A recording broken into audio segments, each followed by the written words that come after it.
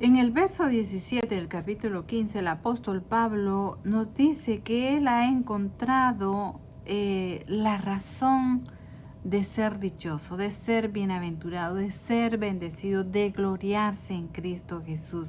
¿Y en qué él ha encontrado esa razón? En hacer todas las cosas que se refieren a Dios, todo lo que corresponde al reino de nuestro Padre Celestial. Dice, porque no me atreveré, dice, ni lo haré de hablar de otra cosa que no sea Cristo. Dice, sino que, ¿con qué fin? Con el fin de ser ejemplo para la obediencia de los gentiles. Él dice, en mis enseñanzas, en mi conducta, en mi manera de ser, en mi proceder, en mi manera de conducirme en el mundo, en todo lo que haga yo quiero ser ejemplo para la obediencia de todos los gentiles.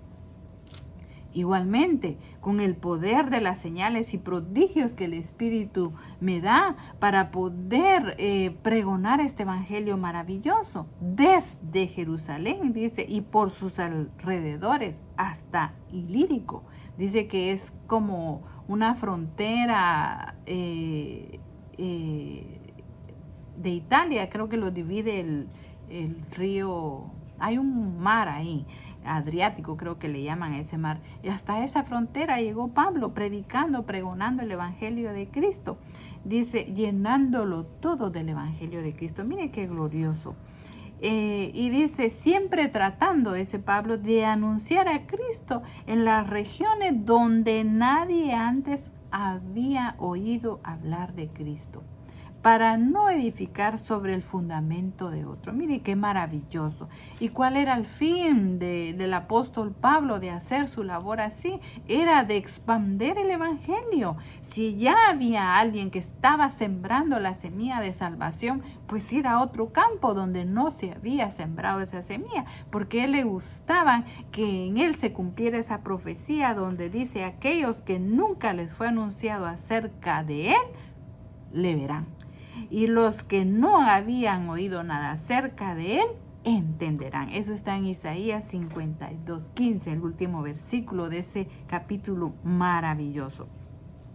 Después de que Pablo expone su trabajo, su devoción al Evangelio de Cristo, también les expresa a los hermanos de Roma su anhelo de estar con ellos, de visitarlos, ¿verdad? De ir a Roma. Es algo que él había deseado por mucho tiempo, pero por causa de su trabajo, dice, de evangelización en las regiones de Asia y de Siria, cuando ustedes saben que él y parte de Europa, eso le ha impedido a él a ir a Roma. Y son años los que han pasado.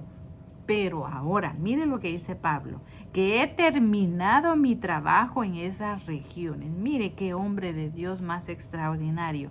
Y como ya hace muchos años él ha pasado haciendo esa labor y ha deseado ir a Roma, ahora dice que su plan es ir a España.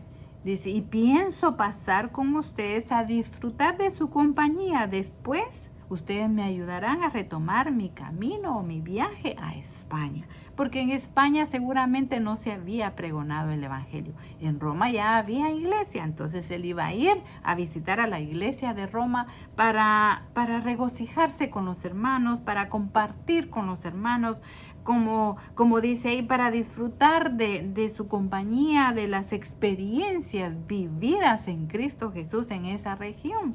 Cómo llegó el evangelio, cómo ellos recibieron a Cristo.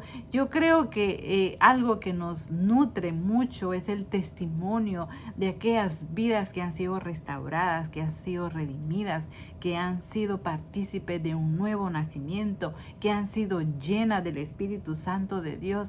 Es como un alimento para el ministro, ver la obra de Dios crecer, ver la obra de Dios manifestarse en otros nuestros hermanos.